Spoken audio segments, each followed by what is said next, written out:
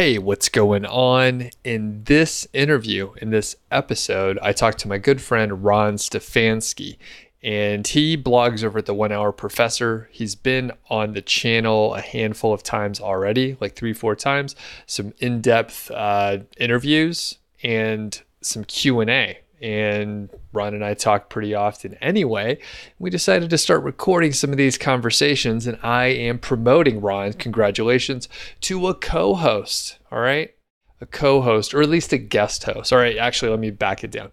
He's a guest host, so we'll bring him on occasionally. In this video, we talk about things we learned after making money online and understanding how the world works a little bit more. So we go over 6 things that we observed and try and give you some tips and insights. It'd be interesting if you are experiencing these. Leave a comment. So as you're watching the video, leave a comment, let us know. Or if you have questions or other observations, feel free to leave a comment as well. So let's get to the video now. Thanks again, Ron, for taking the time. And if you have topics that you want to hear in the future, leave a comment about that too. All right, let's get to the interview. Hey, what's going on? It's Doug Cunnington here, and I'm here with Ron. So how you doing today, Ron? I'm good, man. I'm good. How are you? Doing really good. Doing really well today. I'm caffeined up. I have a few interviews to do. So oh, you didn't tell me that part. Yeah. Okay. I'm feeling pretty good. Now, you've been on the show a few times, but can you just do a super quick intro just so people kind of know what you're all about if they haven't heard the other episodes yet? Yeah, definitely. Well, first off, thanks for having me back. Appreciate it. Always love to be here. My name is Ron Stefanski. I've been at this, I guess you could call it, online business internet marketing game for it's probably been about 12 years total, including my corporate job. I've actually been doing my own entrepreneur stuff for about 8 years of that. I think is about that number. But yeah, I started a website or multiple websites over the years, have failed multiple times, but I have found a lot of success with a lot of hard work. And now I basically have a portfolio of websites.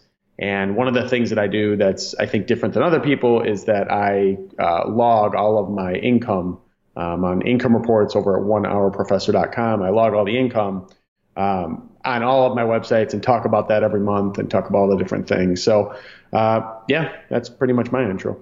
Cool. And if people haven't checked out the other 2 episodes, search for it. I'm sure you could find it. I'll put links somewhere in the show notes, but you could find it if you try.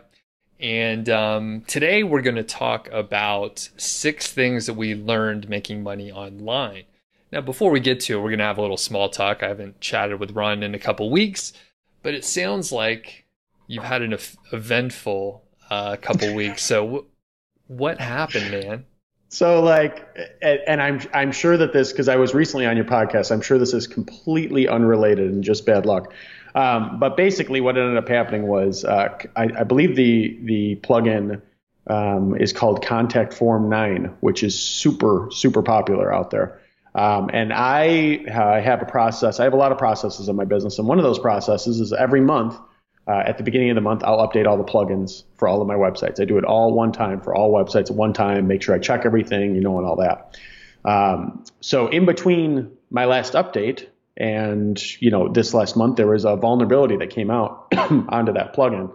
And basically I had some, not all, but some of my websites that are in my portfolio get hacked, which was a miserable experience. I haven't slept much. That's why I kind of look a little, it's a little shaggy here. I'm dressing a little sloppy, wearing a hat, because I'm just it's been a rough week trying to figure this stuff out. And it was pretty brutal. So basically what was happening was my hacked websites, there was malware on them. And what was occurring was that the individual was able to get admin access rights to 5 of my websites. They were able to get into my Google Webmaster Tools or my Search Console. They were able to submit sitemaps on behalf of my website, and I was getting pages indexed in Google that were very unsavory pages. For instance, at one point, if you, and don't do this if you're watching, but if you actually putting into Google child Pornhub, I was on that front page for one of my websites, which is terrible. Not a place you want to be. So I basically worked with my developer. He was having a really hard time figuring it out. I went on and hired like a different developer, a little more expensive. He actually figured it out yesterday night. So, but yeah, it was pretty brutal. Like one of my websites had over 100,000 index pages on Google that were all crap. And basically what would happen was people would see it in the search results and they would click on the search result. It would bring them to another website. And then guess what? That website had malware. So it was just infecting all the computers. So it was like, it was the first time I've ever dealt with it. And to talk about why it happened or how to not have that happen, use WordFence. I know that that's a free plugin. I actually use WebArx, ARX. I got it on an AppSumo deal. It's really good too. But no matter what, even if you have a really small website, use it because it blocks everything. And I also found out that if somebody hacks into one website, they can actually hack into all the websites on that server. And I have a dedicated server. So like, I didn't know this stuff. I've never done it. I usually have the security, but I didn't for this one website because I'm like, it's new. No one's even going to find it. They found it. So. Oh man. Yeah, it was awful. It was truly awful. It's been a rough one, but yeah, I've been fighting and trying to get pages de-indexed from Google, pages that I don't want in there. And you know, now that we got this part taken care of, I'm gonna basically the solution is you get rid of the malware. You have to hire a specialist for it. You get rid of it, and then you have to go to Google and resubmit your sitemap, and then edit your robots.txt file. This gets a little technical, but edit that file to make it so that the URLs that are getting indexed no longer get indexed. So a huge headache, but a good learning experience. Something I may write do a video or write up something because it was like, wow, like I've never dealt with that. So it was miserable. That sounds terrible. Yeah, man. That yeah, do you do like offsite backups? I do actually. For you showed me one of them. So I use SiteGround. Big fan of SiteGround. They actually do a backup every day, which is awesome. And you could have, in theory, yes. If your question is, could you have rolled it back? Yes. But then the problem was it was in one of the files that it would have impacted would have been a file that basically would have deleted all the posts that we posted. And I post between all of my websites, I don't even know, 15 to 20 posts a week. So it's like, that would be a lot of work. So yes, in theory, if you don't have much, you could have done that. But yeah, I use Offsite, SiteGround does it. And then I also use, I think it's Manage WP was the other one that you showed me too, which is awesome, by the way. Thanks for the intro to that. I also back up there because the redundancy I think is a good thing, just in case my host fails me in some way. So. Yep, totally agree. And I think, so Manage WP, that's what I use. And it's Offsite backups. It's really easy to like restore if something happens. And like, I'm not, at least currently right now, I'm not publishing as much as you're talking about, but yeah, you could have potentially restored back from like 15 days or something, whatever makes sense, but you'd lose potentially whatever 30 articles that you'd have to like redo and have someone republish or whatever. Yeah. So. And I could have like copied all the code and then pasted into other sheets and then done the rollback and then put it on, but it was just like, let's try to find it. That'll be easier. I think the path to least resistance, and it worked. Thankfully, the guy that I just got is awesome. So yeah, man. Well, I'm glad you're figuring it out. And thank you. Yeah, that's terrible.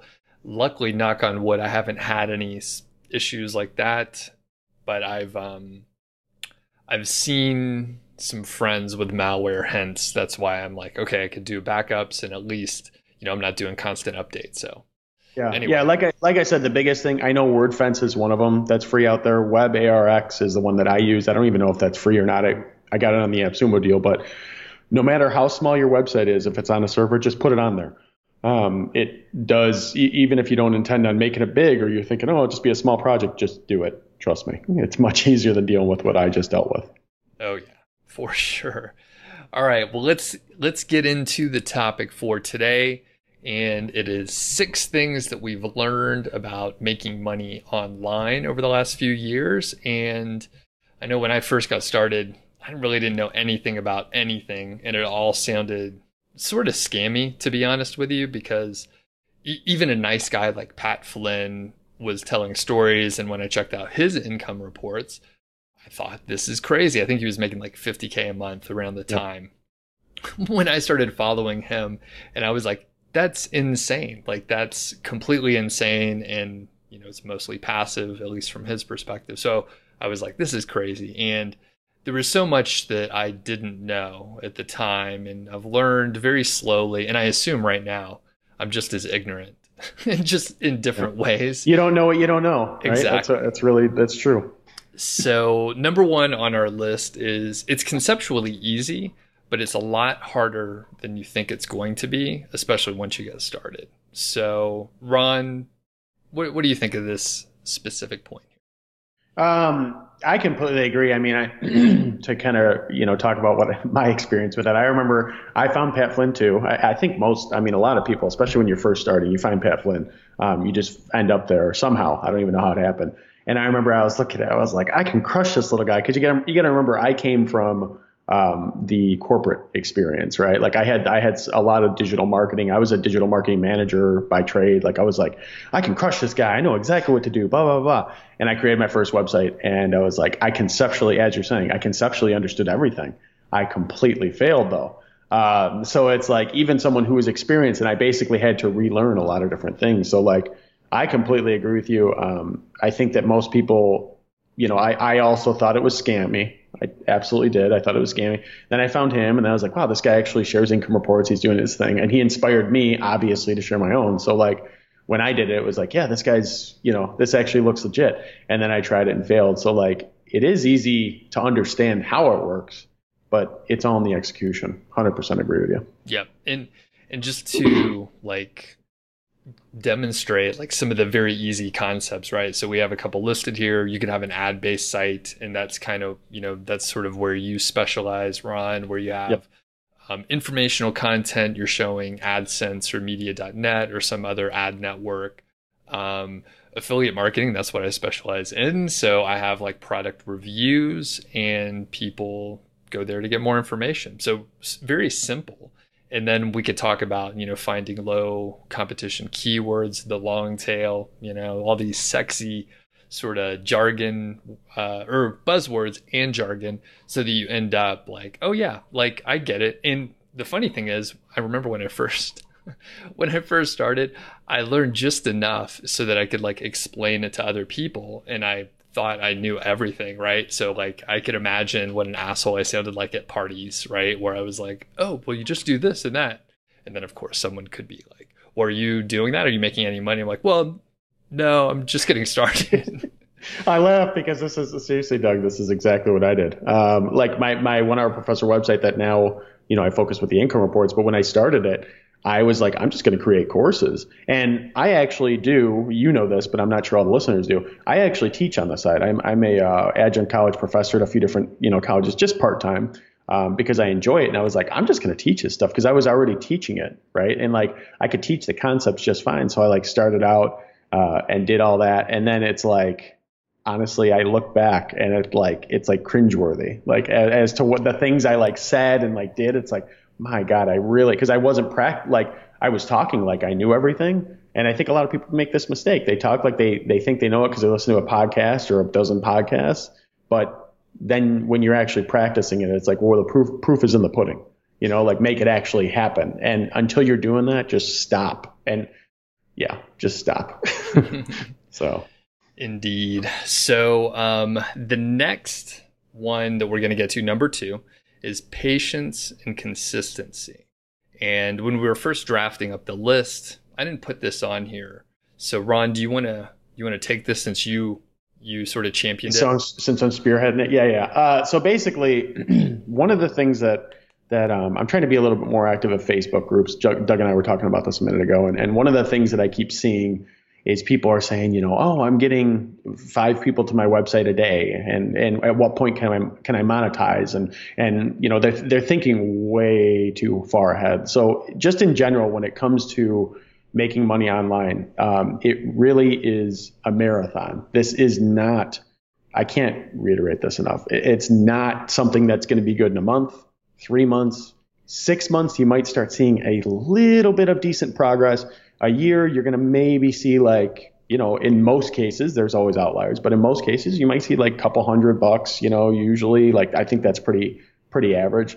But I think the biggest thing is that as an individual, if you're getting into this and you're starting this, you need to be incredibly patient, incredibly consistent, and understand that there's a lot of hard work ahead of you to make this actually happen. I think that so many people they want to make those quick dollars, and they want to just like dive in and get into it. And for me, it's like, that's just not what this is. Like, I always tell people, expect to take at least a year and dive into this for a full year and really commit yourself for a full year before you see anything good. And usually people see a little bit of success before that, but I try to, brace them mentally, like, hey, you got to do this for the long haul. This can't be something that you're going to start, stop.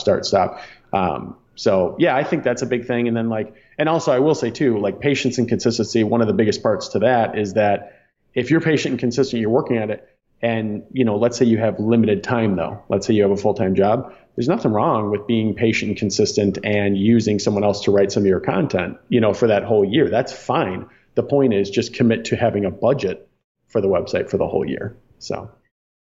And I could hop in and just repeat what you just said, but I'm not going to. I'm going to take a slightly different angle and talk about the consistency part where, we talk about, or you mentioned sticking with something for 1 year. And I want to emphasize to stick with a thing, right? So if you spend 1 month, like for 12 straight months or even 18 straight months, and you're like switching what you're working on, say you're going for drop shipping, you're going to do an AdSense site because you think, Ron's awesome and you loved his interview from before. Obviously. Yeah. And then you hear about some of the success stories from my students, and you see they're really doing well with affiliate marketing, or maybe you heard a podcast on drop shipping, fill in the blank, right? There's like a million of these different business opportunities, real estate, rental properties, blah, blah, blah. If you keep switching, you're just going to keep making like dumb beginner mistakes. For each one of the things, there may be some transference for a few areas, but trust me, if I was going to try to make a site like Ron does, or Ron make a site like I do, we would run into some issues, right? Because we don't know those mechanics, even though they're very closely related, super closely related. There's just a little bit of a learning curve for everything. And if you're brand new and you keep switching, you're just going to be frustrated. You will feel, it's natural to compare yourself to other people and all these case studies that we share. But really, if you're switching around, you're just shooting yourself in the foot. So yeah, completely 100% agree with you, Doug. I actually, when I first started, that was a mistake I made myself. I had my first website that I'm currently on, but then I tried all these different projects. And yeah, it's a pretty miserable thing to deal with. Like, what I always tell people is, if you're going to start something, it has to work. Think of it that way. Not, it might work. It has to work, and I have to give it at least a full year. That's a good way to kind of prepare yourself mentally, in my opinion. So. Yep. And quick example, and then we'll move on to the next one. Previous guest, Chris Pearson, the founder of DIY Themes, instrumental in sort of the premium WordPress theme space, a decade ago, 13 years ago, something like that. He was talking about, I think this was after our interview even, I can't remember if we recorded it or what, but he was mentioning that like his projects seemed to be like 2 years before they start getting some traction. And then I thought back to my experiences, right? So whether it was like the first sites that I launched or my course or whatever, like it's all you could do to get a shippable product, whatever it is, in, a year, right? We're talking significant stuff, right? So not a small project. It takes a little while to build it. And then after that, you have to figure out how to market it. So whether it's SEO or whether it's email marketing or getting the word out or whatever, or even the keyword golden ratio, right? No one cared for the first couple or first several months, maybe the first couple years even, but here in the last little bit, people were talking about it, right? Like, if you go, this is interesting, if you go check the search volume for this made up thing that I've done, right? Keyword golden ratio is searched for a couple hundred times a month, which is kind of cool because like we made it up, right? I just made it up. So that's an awesome feeling. Okay, number 3. there are bad people and charlatans selling garbage, and they're all over the place. And it's hard to tell when you're first getting started who is who. So, Ron, did you run into any charlatan types when you were starting? So that's the whole thing. Like even today, I don't see this very often, and I don't know if it's because I have blinders on. I see it in Facebook groups where people will comment and they'll give advice, and I'll look at and I literally think, what the hell is he talking, or what the hell are they talking about? Like that's just not good advice. I see that at times. I don't know if they're necessarily selling like courses, but I pretty much followed like Pat Flynn, and then I basically only focused on people who had big podcasts after that. So I didn't find a bunch of that, but yeah, I'd like to hear more about, what because I don't know. Like I said, I've had the blinders on and I kind of went heads down after I started learning and just worked. So Gotcha. So I generally followed the same like route that you mentioned where Pat would have someone on the podcast and then I would listen to their podcast and a bunch of little, jumping off points. Pat was the hub. So that's why we have like such a similar background and probably why we're talking right now. So some of the people that I ran into were like it was very recently, like on YouTube. So on YouTube, it's very tempting to have like a viral kind of video where you have a great headline, you're showing like the high level, just easy, like the most basic ideas, claiming that it's, making a ton of money and it's super easy. And actually this happened where I interviewed someone on my channel because we had like some overlap on a couple of topics. And then I think he was like basically, well, it's not a family friendly show, but I will save what I was about to say and just say he wasn't a nice guy. All right. So I'll put it that way. And then I think he like went and looked at one of my videos on Amazon affiliate marketing, recreated like the high level. I mean, he created his own video, but basically he had a way to spam his video in some effective way where it got like a ton of views. He ranked over me like in the YouTube search and that sort of thing. Of course, he had like no idea of the topic. He was just like, oh, a lot of people are searching for that. I'm going to hop on, copy the ideas from one of Doug's videos, and then, get a bunch of views on it, which he did. And he was selling, a bunch of, terrible courses.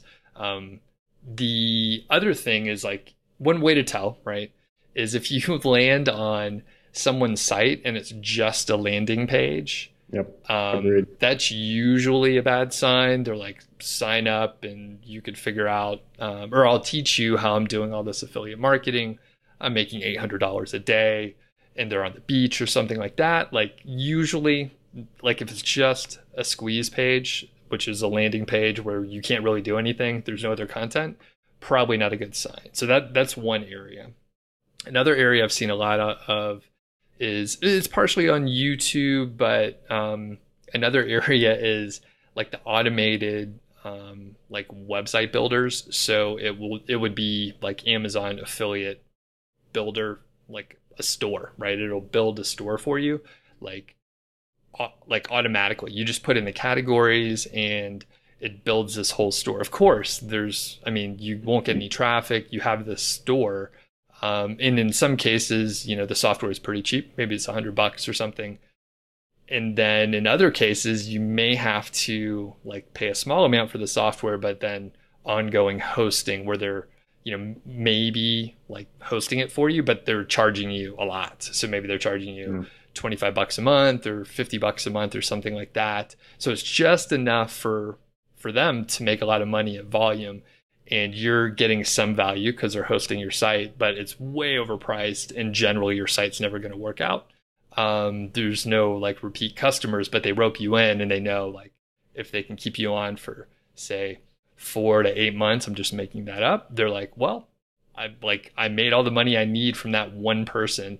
And then the other way they rope you in is generally it's a pyramid scheme where they will then recruit you as one of their customers to recruit more people as an affiliate. So like you're going to make some money as an affiliate selling the same garbage that you just bought which is terrible, right?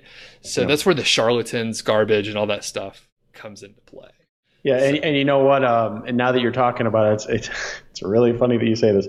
So my wife is currently in Brazil, getting her green card and figuring all that out. But she just recently found a YouTube video that was like how this girl made $30,000 in a day selling makeup, something with makeup. I don't even remember what it was, like a beauty blender or whatever. And then she came to me and she's like, Ron, we got to do this. And she's already creating a Shopify store and all this stuff. I mean, to her credit, she has the ability to use her social media to possibly push some customers. And so I was like, if you want to try it, go ahead. But I remember she was telling me, she was laughing because she's like, this guy creates videos and he's got this one that talks about like how to make $5,000 in an hour with no work. And I was like laughing. I'm like, that's her name, Toledo. I was like, that's laughable how ridiculous that is. I was like, if it sounds too easy, it is. So it's not costing a lot of money or anything. I'm backing up and I'm going to let her try something. Maybe it'll work with her social media, but like that is a good example. I just had someone at the door. Don't even worry about that. That's a package. But that's a good example for sure of what you're talking about. And I didn't even think about it until you were just talking. It clicked in my head. So yeah, and I think maybe it shifts like where the people are, right? So when we were starting up, there were like these squeeze pages, and there were like Warrior special offers, like on the Warrior forum. Did you ever see the Warrior forum back in the day? A little bit. I did see the Warrior forum. Yeah. I didn't spend much time there, but yeah. Yeah, same here. I mean, when you read it, I was like, this is really weird. And this comes into like another area where like these people are influencers, and then they will just push each other's products with like fake testimonials. So like there's maybe 10 or 15 people who are making a lot of money on these products, providing testimonials for other people, and then the products really suck. Now, some people out there may be thinking, well, Doug, you push some affiliate products and other people push your product. Well, we have like actual testimonials from actual people, and there's just like too much information out there that's positive.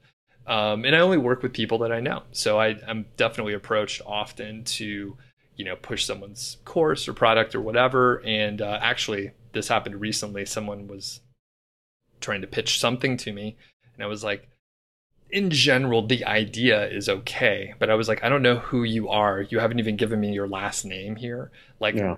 I don't know what the service is going to be like. How are you going to support the customers or students or whatever?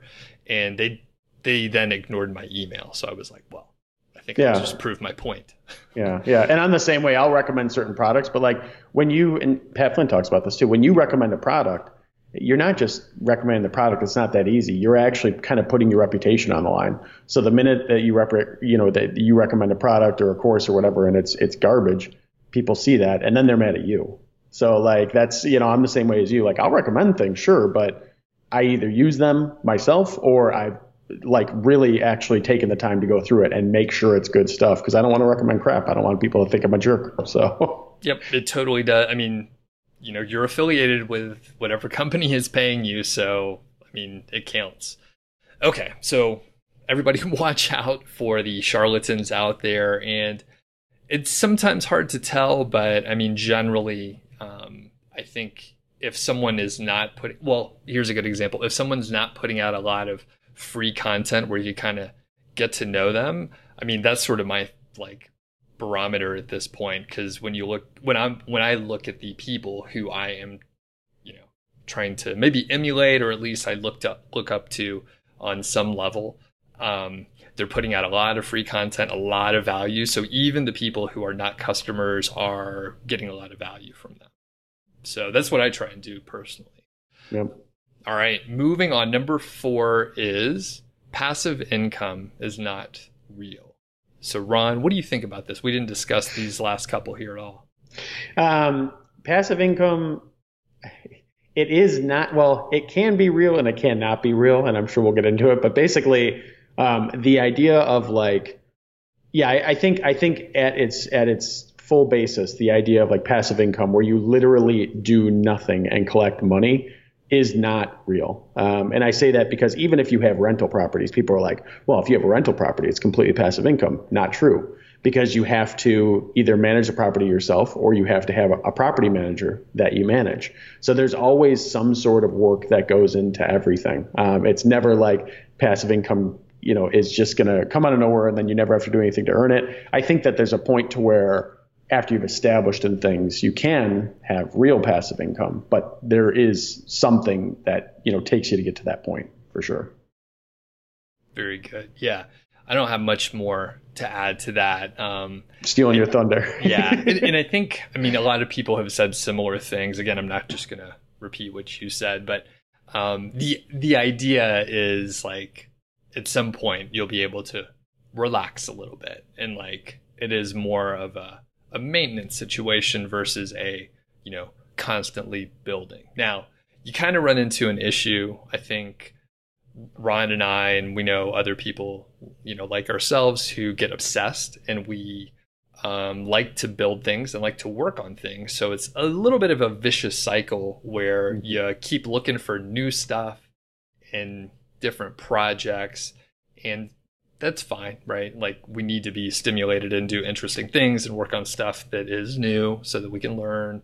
But at the same time, it's like sometimes we don't know when to chill out. Especially, you were probably running on a lot of caffeine over the last couple of weeks dealing with this stuff. So you're like, go, go, go. And then once you finish and it's time to relax for a second, like you find something else to stress about, basically, right? Always. Yeah, like I always do. I think that we're really similar in that way. Like I get bored. It's just I could, because I have a team in place and everything, I could coast and seriously not work for weeks on end if I wanted to. And I could and just answer emails. I guess that would be the work, and make, managing my people. I could do that, but I don't want to do that. I like the idea of just growing. And one thing I'll say is that with this passive income, maintenance is required, but there are times, and I know you experience with your moving, and my wife and I are renovating a house right now. So there are times when you can, I've taken days off, completely, I didn't even check my email until 9:00 at night, and business kept going. So. And that is the great part, which leads us to number 5. Wait, passive income is kind of real. So as you're mentioning, perfect segue, Ron, by the way, as a guest host, that was wonderful. Basically, yeah, I moved. I took about a month mostly off. Now I worked a ton for about 2-3 weeks leading up to it, just to plan everything out and make sure I was in good shape to take that time off. But it was fine. And I mean, there are periods of time, like maybe if you're on vacation, for example. We don't like to do this, but I'm sure you've done it before, Ron. Like you're on vacation, you have your laptop, and you're like, I'm gonna work for half a day. Like it's rainy outside or whatever, and you could take some time off from your vacation to actually do a little work. But in those cases, like when you're moving or there's renovation and it's like a disaster and you don't have an office or whatever, like you literally can just not do anything, and it's okay. It takes a while to get to that point, and I think you still have to have like I said, I did a ton of work for the weeks leading up to my time off, and that was how I did it. And I'm gonna do it again. It turns out I like doing a ton of work and like really hammering myself and like being super productive, and then like completely checking out where, I'm gonna have like a small laptop with me, so it'll be uncomfortable. I won't be able to do anything like, super intense, and I think it'll be great. So, anything else to add about the, passive income is kind of real? I think like for me, I will say when I first started, and I always heard about you hear about Tim Ferriss 4-hour work week, and you're like, that's BS. With my main website, that's not BS. I could probably do it in 2 hours, honestly. I really don't do much because it's all outsourced. But I remember in the beginning, I mean, when I first started, I was working 10, 12, 14-hour days consistently every single day, Monday through Sunday. I never experienced burnout necessarily because for me, this is, and I think Doug, you're probably the same. It's hard to say, but it's like kind of a hobby. So like it's not, that's the thing is that when I worked for other people, it was work. It was something that was like, well, I have to do this. Now it's like a hobby to where I'm actually taking on projects that I'm interested in and I can control my direction of what I'm doing. So that's a huge, huge thing.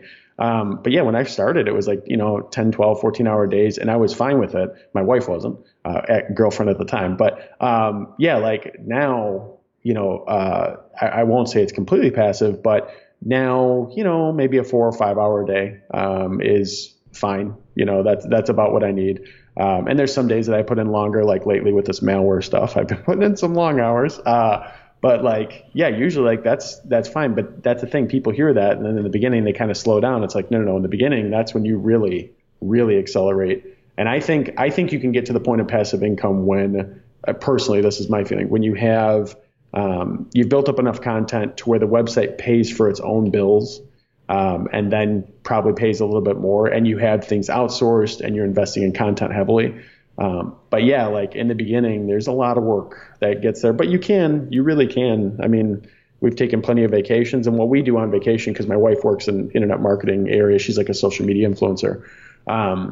What we do on vacation, we just have a rule. 1 hour a day in the morning, like right when you wake up, we can get on the computer, we could do what we got to do, check emails, make sure everything's good, turn it off, and then go enjoy the day. And I'm fine with that. I don't like fully disconnecting. I know for some people that's probably refreshing. I actually don't fully like that because then I get nervous about what's going on, and I always have emails coming in. Plus, I always have to go to my computer 1 hour a day anyway because I have my my courses that I teach still. So like it just all works that way. So yeah, it is kind of real, but it takes a lot to get to that point for sure. Cool. And one thing I'll mention is it's kind of funny because like right now, like I was getting a couple texts, my phone was vibrating and I heard it. Yep. My virtual assistant was letting me know that my students in my course can't access the videos. Obviously a very important thing. So like in those situations, right, is exactly what you're talking about, where it's like something could go terribly wrong where like people are counting on me, and we both have like pretty lean teams, right? So we don't have like someone working full time monitoring this stuff. And like if it happens on the weekend, right, I can't expect my assistant to like check that out, solve it, blah, blah, blah. So like, yeah, so there are instances where it's like, it's maybe a little risky. So it's always good to kind of check in. Yeah. Just keep a pulse on things. I think, just make sure all is good, Yeah. Yeah. So, and I think, let's see, one of my other notes that I have here is like, if it is more passive, like generally it's more set up ahead of time. So I was talking about that earlier, like right before I moved, a lot of setup to make sure things were going to run smoothly. Things were fine. This coming, trip that I'm going to take pretty soon, it's going to be a little bit longer. And I'm actually trying to set the business up to grow while I'm gone. So that's even more work, and even like now that I've experienced it some, so I hope it works. I mean, it may not, but the point is I'm doing bigger stuff, more interesting things. So like I'm all over the place, a lot of tangents, but you were talking about this sort of being a hobby. Like we enjoy the work we're doing, maybe not the malware stuff. I mean, we don't want to deal with that. Hey, you know what though? No, I did not enjoy the malware, but I did enjoy learning about the malware. Because now I can actually, if this ever happens again to me, I know what to do. If it happens to someone else, I can give them advice, it's a good learning experience. And it's a good mistake on my behalf to learn, hey, stupid, make sure that you always have some type of, plugin that's actually providing defense, even on your small websites. That's a good learning experience. So no, I didn't enjoy that. And I didn't enjoy the lost sleep, but I enjoyed learning about it. And now I know. Yeah, so. And now you're at the other side, and you're like, okay, we made it through. You should have seen me this morning when because my other developer couldn't figure this out. He couldn't figure it out. He tried all these different things. Nothing was working. So this morning it was like, oh, thank goodness. But one of the things I want to say that I think is a good point that you just mentioned to this, and kind of adding on to it, is You just mentioned how like if it's the long way and taking things a long way and making a lot of time and doing a lot of work and doing things that competitors aren't doing and whether it be like collecting data that they're not doing and put it in the actual work or making it look better or really focusing hard on backlinks and creating good content. I think a big part of that is that it makes it more secure. It makes it a better business that when, not if, but when you have competitors show up, they're not just going to be able to quickly and easily do something and then kick you right off the top spot. I think that that's a really important thing. So if something's hard and you're like, man, should I really do this? This is going to be a lot of work. Yes, because that's what's going to work. That always ends up working. And then your competitors see it and they're like, oh my gosh, I actually remember I did and I won't even mention the product, but I did a like review on a product and everything. And I put it on my YouTube channel. And when I did that, an individual actual commented, it was pretty funny. He commented and said, God, this is the most thorough review I've ever seen. I feel like a really lazy affiliate now.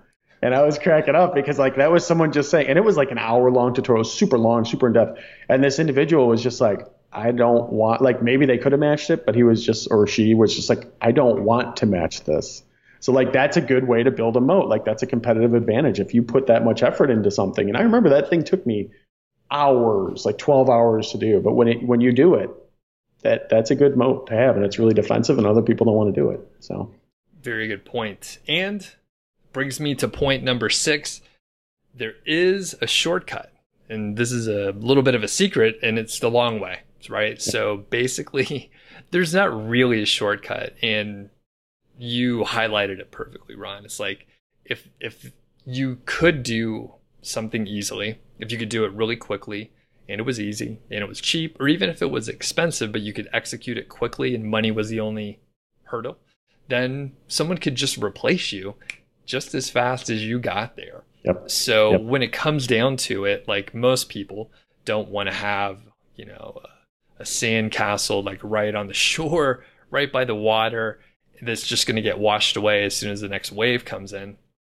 They want to have something that they could like count on for a few years. And like just through that, it's going to take longer, right? It's going to take longer. It may not be the most direct way. And I'm seeing it in like multiple areas as I'm slowly like growing niche site project. Like I've done a bunch of guest posts in the past. Everyone said, do guest posts, get links, do, create good content, start a podcast, start a YouTube channel, and like do all this stuff. Nothing really seems to have made a big difference. There's no one like inflection point. It's just been like super slow and super steady over, 5+ years. So there's really like no shortcut. And now that I'm, over the hump over, the first 1,000 days or so, I'm like, this is good. I don't want to take any shortcut. I'd rather have this like pretty defensible, like you said, moat around what I'm doing. Someone can't just copy exactly what I'm doing. Like they just can't do it. They can, come around and do some similar stuff, but like I've put in way more time. I have so many videos on YouTube. It's crazy. Some of them are terrible, but I have a lot. So there's really no shortcut. And if you're looking for a shortcut, like you can be replaced so fast. So don't look for a shortcut. Yeah, and that's a big thing with like all those like I was just talking about my wife with the Shopify thing. It's like if it was that easy, like everybody would be doing it. And the truth is, if it is that easy, everybody will do it, and then it's done. Like that's what's going to happen. But yeah, I completely agree. And like I said, I think the biggest takeaway there is just to put in that extra work that other people aren't willing to put in. Specifically, I find this with like backlinking, which I'm actually a fan with backlinking. A lot of people don't want to do backlinking. And I know like Income School talks about like, oh, we built sites and we didn't do any backlinking. And that's like the dream. Everybody wants that. And I mean, you probably can succeed with that. But I've found that usually doing that will accelerate things. And a lot of people don't want to do that. So I do that, and it makes it more defensible, more secure, makes it more difficult for competitors to catch up with me because they're like, oh, I really don't want to do this. And I'm like, I love doing this. Let's go, because other people aren't doing it. When they're zigging, I'm zagging. That's kind of the thing I go with. So. Yep. And I think You brought up a perfect, like very specific example. And I see this over and over again. I mean, people don't want a link build and they're like, I will use the keyword golden ratio. I know other people are using it successfully and I don't want a link build. And I'm like, why not? Like if it's going well, it could be going great. So, I mean, you can get away with not building any links. And if you put it, if you put in enough time and effort and you're ranking for the right things, natural links will come, but it is much, much slower. And by the way, building your own links and like putting some effort into promotion and getting the word out there, that'll help you get links naturally. Because if you're not ranking for anything, no one's going to find your site. No one's going to link to you. But what happens sometimes is like someone, especially like a writer on a bigger site, they will start linking to you and they'll like your site. They'll look at your site before they look for others. So you may find that you're all of a sudden getting several links from the Wirecutter and you're like, oh, wow, that writer is reading my content. And you wouldn't expect it. You can't really like manufacture that, but you can help, get up there in the SERPs and rank higher so that you actually show up. So when someone's looking for a reference for like, let's say the best hair replacement program or something, maybe you show up. Right. Yeah. So, and I'm going to be doing a review on hair replacement pretty soon. So I'm just kidding. I'm not. I was like kind of laughing because I didn't know if you're telling the truth. I'm like, yeah, no, that's a good point. Like that's actually something with my my main, like one of my bread and butter sites now is I get a ton of organic links, and the reason is because I put in all the effort to build links in the beginning. And then now I'm showing up on the top of Google, and I'll randomly look like once a week, and I'll have like a few new links. And it's just, my website's mostly informational, but like people see that, they see a good answer to the question, they can't find it anywhere else. So then they link to you. So yeah, but yeah, backlinking, it's just one of those things that people hate doing. And I love that people hate doing it because I like doing it, and that makes you successful just if you're willing to do it. So. Yep. I agree 100%. So quick recap. Number one, making money online is conceptually easy, but probably harder than you think. Number two is you got to be patient and you need to be consistent. Number three is there are bad people out there trying to sell you garbage. All right. So look out for them. They're all over the place in every industry. Number four is passive income is not real. Number five, passive income is real, but you got to get there. You got to earn it. And it's kind of real.